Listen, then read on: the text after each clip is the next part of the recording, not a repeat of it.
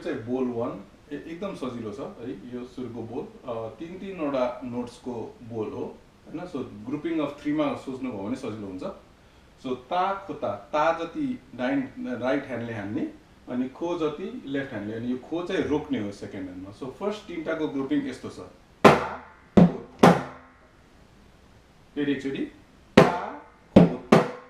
यसरी 3 चोटि बजाउने हैन। ता खोता ता खोता ता खोता ता खोता ता खोता ता। अब यो ढ्याङ ढ्याङ भनेको चाहिँ लेफ्टले बेसलाई ओपन बेस 2 चोटि बजाउने हैन। सो ग्रुपिङको सबै एकैचोटि बजाउँदा यसरी 3-3 वटा नोट्स याद गर्नु होला।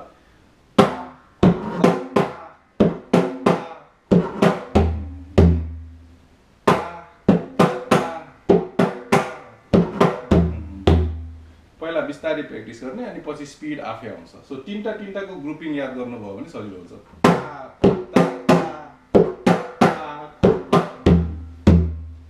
बिट नम्बर 1 यति मात्र।